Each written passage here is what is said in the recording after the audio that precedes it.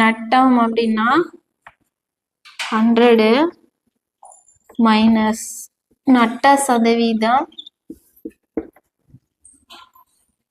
By 100 into அடக்க விலை. சரிங்களா? இதே விற்பனை செய்ததுல வந்து எனக்கு வந்து லாபம் கிடைச்சிருச்சு அப்படின்னா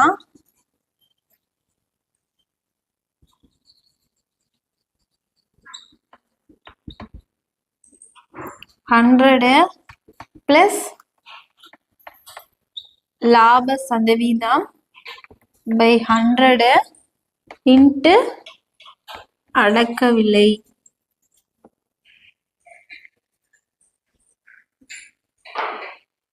மேக்ஸ் நோட் ஆகுது.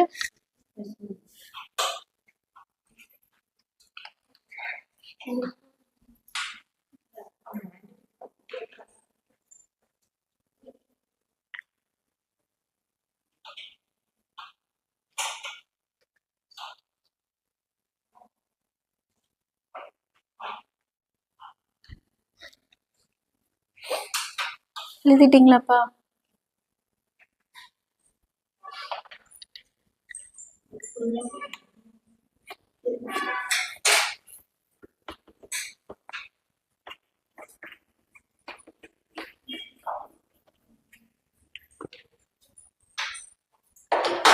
ஸோ லாப சதவீதம் நட்ட சதவீதம்னு இங்க பார்த்தோமா? ஸோ லாப சதவீதத்தை எப்படி கணக்கு பண்ணும், நட்ட சதவீதத்தை எப்படி கணக்கு பண்ணணும்னு பாருங்க. 6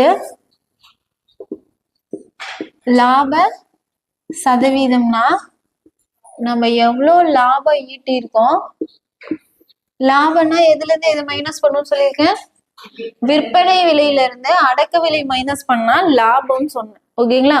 அந்த லாபத்துக்கான அமௌண்ட் எதுல இருந்து பை பண்ணும் அப்படின்னா அடக்க விலையில இருந்துன்னா லாபம் நட்டம் ரெண்டுமே வந்து அடக்க விலை எவ்வளோ அதுல இருந்து எவ்வளவு விற்பனை பண்ணிருக்கோம், அடக்க விலை எவ்வளவோ அதுல இருந்து விற்பனை பண்றதுல நமக்கு எவ்வளவு வந்து அதிகமா கிடைச்சிருக்கு, எவ்வளவு வந்து கம்மியா கிடைச்சிருந்தா லாபமும் நட்டமும். ஓகேங்களா?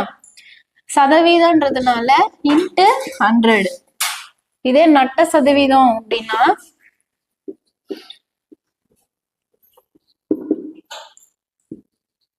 நட்டம் பை அடக்க விலை இன்ட்டு 100. இந்த நட்டம் வந்து எங்க இருந்து கண்டுபிடிப்போம்? அடக்க விலையில இருந்து மைனஸ் விற்பனை விலை பண்ண நட்டம். ஓகேங்களா?